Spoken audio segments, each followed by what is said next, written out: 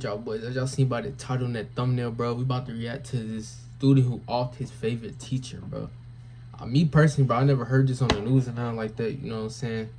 Finna see how this video is. Make sure y'all subscribe to the channel. Tune into the last vid, bro. Let's run it up, bro. We finna get straight into it.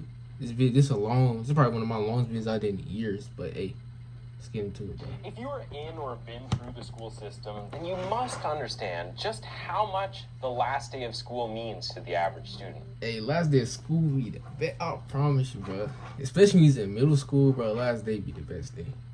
The final classes, mini parties, and even pranks just make the end of the year all the more special. That's it. Last day is the best. It is not funniest difficult day to to go to understand school, Nathaniel's bro. frustration If you know, you know. when he was sent home from school because he was caught throwing water balloons. Of course, he wasn't the only one involved in the act, but other students were quicker and managed to get away before they can get into any trouble. What's worse, Nathaniel did not get to bid his girlfriend a proper goodbye before he went home for the summer. Unfortunately, the anger Nathaniel harbored toward the member of staff who had sent him home eventually manifest against Nathaniel's favorite teacher in the most unreasonable and unspeakable way. Welcome back to Twisted Minds. My name is James, and today we'll be taking a look at the case of Nathaniel Brazil and just how this teenage honors middle school student landed himself in jail for committing a tragic crime that no one saw coming. Hey, don't be underestimating people. Nathaniel Brazil was born on the 22nd of September, 1986, to parents Holly Powell and Nathaniel Brazil Sr. Bro, what year is this? That's before some of my parents were born around this time, bro.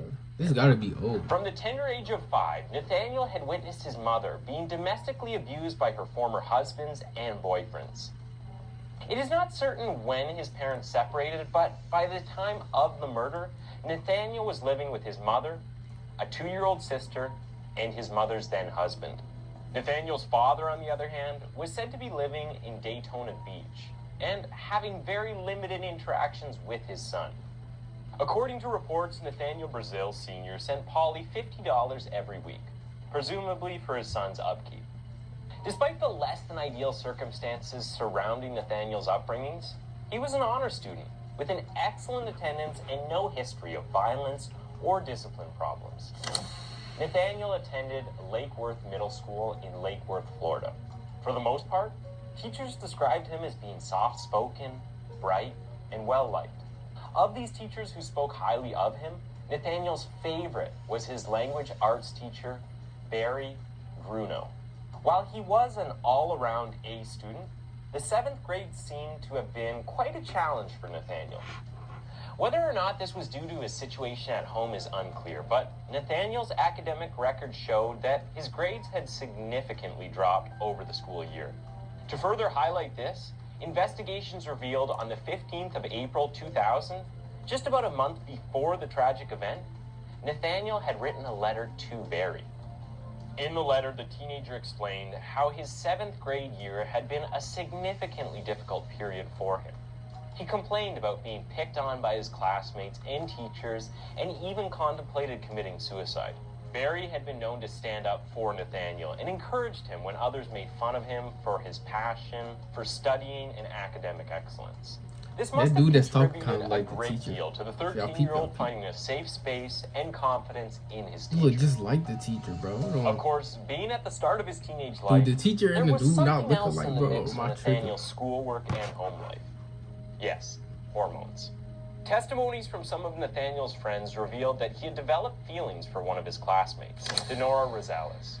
Denora had been Nathaniel's first girlfriend, giving him his first kiss, which would eventually turn out to be their last, just 6 days before things went horribly wrong.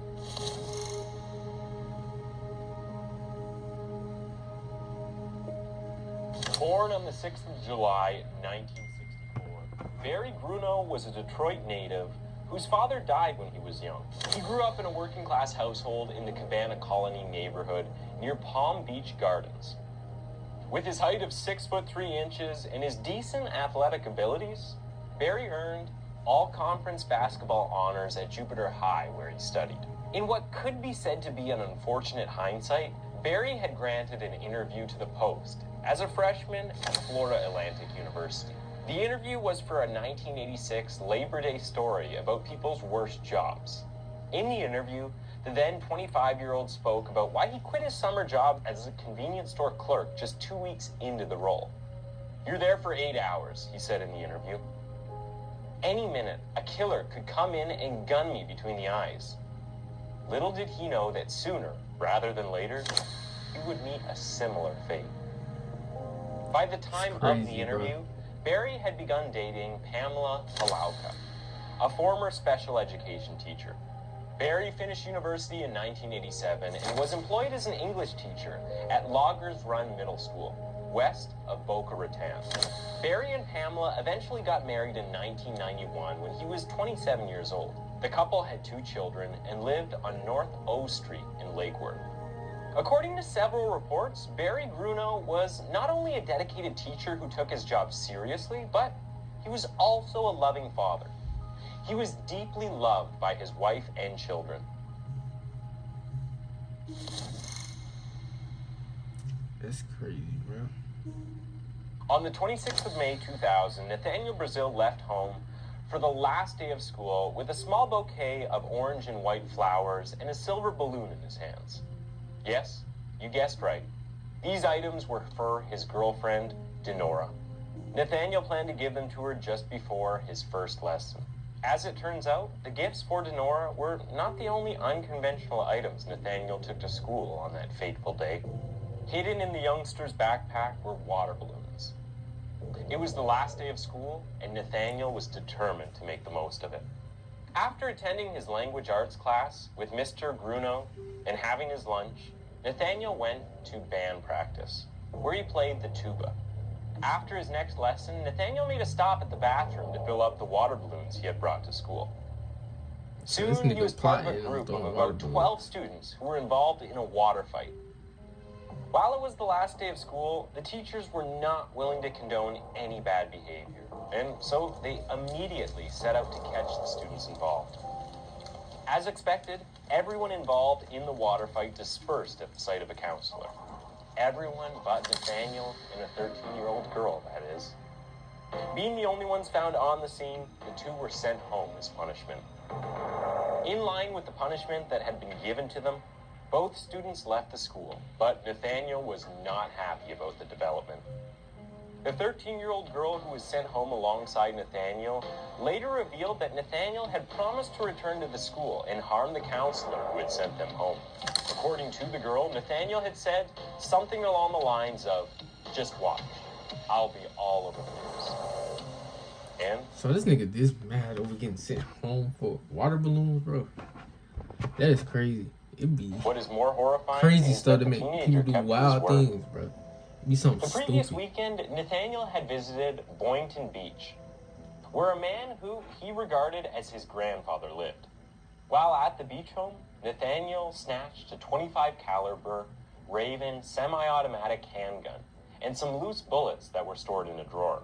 What interest would a 13-year-old have in such an item, you may ask? See, this is why parents, bro. When you have kids, you gotta be careful. You can't just leave stuff like that around for little kids, bro. Like, Nathaniel had that'd be been crazy, fascinated bro. by the possibility They shouldn't of even a know where career that's in at. law enforcement, so he was very interested in guns. He had taken the old man's gun to inspect it and figure out how it worked. Unfortunately, his plan went a little too well. After being sent home from school, Nathaniel retrieved the gun and hid it in his pocket. He then returned to school on his bicycle. His sole mission? To tell his girlfriend a proper goodbye before the start of the summer holidays. Or, at least, that is what it seemed like at first glance. Once at school, Nathaniel went in search of Denora and her friend. It so happened that they were both in a lesson with Mr. Grunow at that time of the day, 3:25 p.m. Undeterred by this, Nathaniel walked into Grunow's class and asked to see the 2 girls. Security cameras capture Mr. Grunow speaking with Nathaniel outside of the classroom. Grunow, unaware that Nathaniel had been sent home, most likely asked him for a hall pass and told him that he could not see the girls. Surprisingly, this was So it's just like this nigga want to do what he want to do and don't want to face consequences, bro. That's what it seemed like. not what provoked That's what it Nathaniel. seemed like, bro. According to Nathaniel, Mr. Gruno was laughing, which made him mad. Supposedly, Gruno's laughter enraged Nathaniel to the point that he pulled out a gun. A few seconds later, students in Mr. Gruno's class heard him say, "Stop pointing that gun at me, Nate." Everyone was alarmed, even Nathaniel himself. According to him, he had been shaking uncontrollably in the standoff with his teacher. Then, as 14-year-old Mark Ariat later put it, there was a big pop, and Gruno dropped dead in front of a row of lockers. In the blink of an eye, students came running out of the class shouting, "He shot Mr. Gruno." He really had. Having taken a bullet to his head, Gruno now lay dead in a pool of his own blood. That's crazy, bro. Dazed by what had happened in the last few minutes, Nathaniel did the only thing he could hear his body telling him to do. Run. You've probably seen my videos before, the sick cribs, the cool cars, the cool watches, and the freedom to basically live my... We gotta get no ass, bro. As Nathaniel raced down the hallway, John James, a mathematics teacher who had also taught Nathaniel, stepped out of his classroom to see the commotion that was going on. Not wanting anything or anyone to get in his way, Nathaniel waved the gun at James, warning him that he was not afraid to use it by saying the words, "Don't bother me, Mr. James." Realizing that the threat was real, the math teacher quickly backed up into his classroom with his hands raised, and Nathaniel made his escape. Once outside the building, Nathaniel discovered that his bike had been moved from where he had left it. He ran across the school compound, jumped over the fence, and was racing down the street when a police car came around. Nathaniel flagged down the car and recognized the driver as Officer Mike Mahoney, whom he knew from his neighborhood. Dropping to his knees beside the officer, Nathaniel confessed, "I shot somebody." A few hours later, Nathaniel asked detectives how Gruno was faring. When told that his teacher had died, Nathaniel broke down sobbing. When Nathaniel had not returned home from school by 3:30 p.m. that afternoon, Polly grew worried. What could have happened to her son? She would find out 30 minutes later when her sister called to deliver the news. Nathaniel had been arrested. A while later, when Polly arrived at the interrogation room where her son was being held, the teenager began to weep and shake. Polly wiped the tears from her son's face. "If I taught you anything, didn't I teach you to think first?" she asked him in tears. Barry Gruno's death was tragic, not only for the school and students who greatly admired him, but for a number of other people. His death signaled the creation of a void in at least 3 people's lives: his wife and 2 children, who were aged 4 and 9 years old at the time of his death. According to Ben Marlin, the then Palm Beach County School Superintendent, Pamela Gruno kept asking the question why repeatedly when he had gone down to the Gruno home on a condolence visit. This loss was tragic in that it not only affected Gruno's immediate family, but rippled the rest of the community. Since Gruno was liked and admired by all, it's little wonder that many people were devastated by the news of his death. When asked about his teacher, Nathaniel said, "I liked the way he interacted with us and other students, the way he played basketball, and he hung out with us. As far as we were in class, he just sat back and talked to us." Gruno's likability made it less surprising when about 1,600 people showed up for his memorial service. While grieving her deceased husband, Pamela Gruno was committed to doing a lot more than hosting a memorial service in memory of him. She sued the pawn shop that had sold the gun to Nathaniel's grandfather and the Palm Beach County School Board. These cases were settled out of court for over $1 million, but Pam did not stop there. She went ahead to sue the company that made the gun and won a ruling of $1.2 million. However, an appeals court rejected the ruling, concluding that the gun was anything but defective. With the money she received from court settlements, Pamela started a foundation that gave scholarships and support to students, continuing the life, work, and dream of her husband. On the other side of the coin, Nathaniel's world seemed to be crashing down. Just months after he was arrested, Nathaniel's mother, Polly, found out that she had breast cancer. Regardless, Polly refused to give up on her son. So, in 2003, she mustered all the strength she could and went in the company of other parents of teenagers who had committed murder, to see the Vatican to try to change the U.S. practice of trying teenagers as adults. In 2008, a now 43-year-old Polly died of breast cancer. With his father cutting off all communications with him, Nathaniel was left without any immediate family. About the sister, bro. I thought you had a sister or something like that. I know you're probably wondering about what I just said. Yes, Nathaniel was tried as an adult.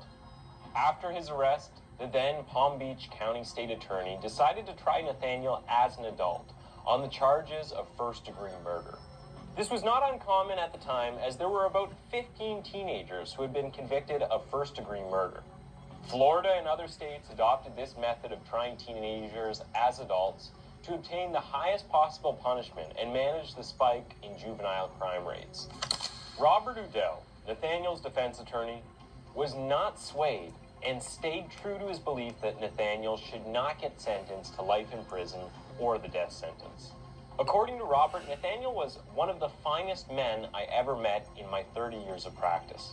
Robert stuck to the argument that Nathaniel had only brought the gun to school to intimidate people and ended up killing Bruno by accident. Bro, it don't matter how classy he is, how nice, privileged this nigga is. He killed somebody, bro. It don't matter. Nathaniel himself agreed. As he mentioned in a future interview, It don't matter, his first bro. mistake was stealing the gun from his grandfather in the first place.